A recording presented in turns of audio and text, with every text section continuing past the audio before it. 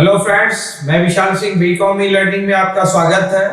Principal of the business management के important topic corporate planning, meaning and definition, types of the corporate planning.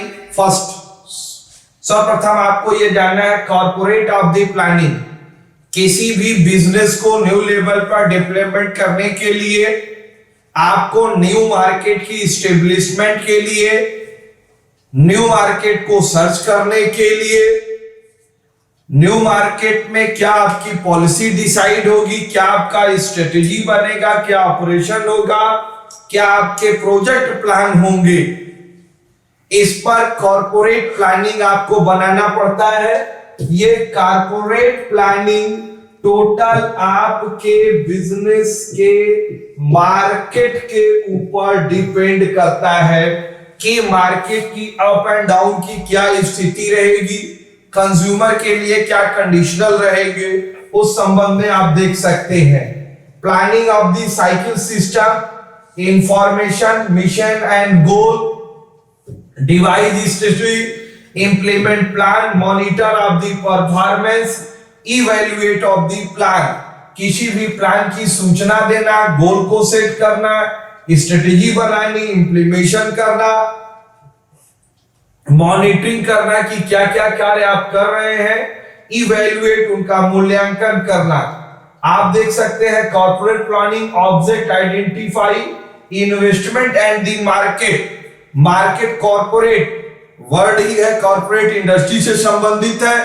आपके business में investment and marketing is based process determine the object to be achieved. Selecting means achieve the predetermined of the object। अपने object को आप पूरा करते हैं। मैंने पहले ही बताया corporate planning total dependent investment of the market. Definition Drucker के अनुसार corporate planning is the continue process of the marketing present entrepreneurial risk taking decision systematically and with the post possible knowledge of their future। भविष्य में प्राप्त करने के लिए करेंगे। Next है आपके लिए स्टैंडलर। Corporate planning is the process determine major object of an organization and policy and strategy that will govern the acquisition used and disposition of the resource achieving the object. आप अपने उद्देश्य को पूरा करने के लिए बनाते हैं। Constituent of the corporate planning, corporate level strategies, business level strategies, functional level strategy, communication, एक दूसरे में संबंध बनानी। Strategy planning of the corporate planning की कंस्टिट्यूएंट्स तीन प्रकार की होती है। फर्स्ट हम आपको कहेंगे strategic planning, operational planning, project planning. अब आप फर्स्ट देखेंगे स्ट्रेटेजिक प्लानिंग। स्ट्रेटेजिक प्लानिंग को मैंने पहले ही बताया है, सबसे बड़ी स्ट्रेटेजी यहां पर मिलिट्री स्ट्रेटेजी करती है वार के संबंध में। हमें युद्ध किसी भी दशा में जीतनी है। उसी प्रकार से आप अपने कॉर्पोरेट प्लानिंग का एक स्ट्रेटेजी बनाएंगे जिससे अपने बिजनेस के गोल के मिशन को आप आसानी से प्राप्त कर सके। आप देख सकते हैं इन मिशन को प्राप्त करने के लिए आपको it have been widely accept every management decisions in the basically long range 5 to 10 year event. या लॉन्ग रेंज के लिए, शॉर्ट टर्म के लिए स्ट्रेटेजिक नहीं बनाते हैं, लंबे समय तक व्यवसाय के लिए बनाते हैं। Management is a fair decision investment after satisfying shareholder of company। Proper planning required। Proper planning बनाई जाती है, शेयर होल्डर्स को इसकी सूचना दी जाती है जो मार्केट के इन्वेस्टमेंट, क्योंकि जो भी आप कैपिटल प्राप्त करेंगे वो शेयर के रूप में प्राप्त करते हैं। वो शेयर के रूप में प्रेफरेंस शेयर भी हो सकते हैं, वो शेयर आपके लिए इक्विटी शेयर के रूप में भी आप कर सकते हैं। आप देखेंगे strategic planning concern with the feeding expect present position of the organization। Present स्थिति में व्यवसाय के संगठन को देखते हुए strategic planning focus of the problem of the total enterprises, business के टोटल इंटरप्राइजेस की प्लान पर फोकस करता है।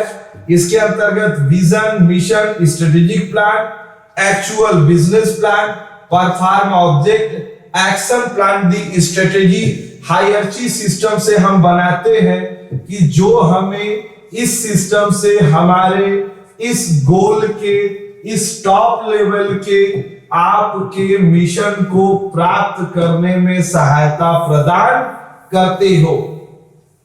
नेक्स्ट आप देख सकते हैं defining organisation mission of the purpose, setting corporate object, environmental analysis and diagnosis, appraisal of the internal strength and weakness, जो उनकी अंदर की कमजोरी है उसे दूर करेंगे, formulation alteration of the strategy, आवश्यकता पड़ने पर हम स्ट्रेटेजी में परिवर्तन कर सकते हैं।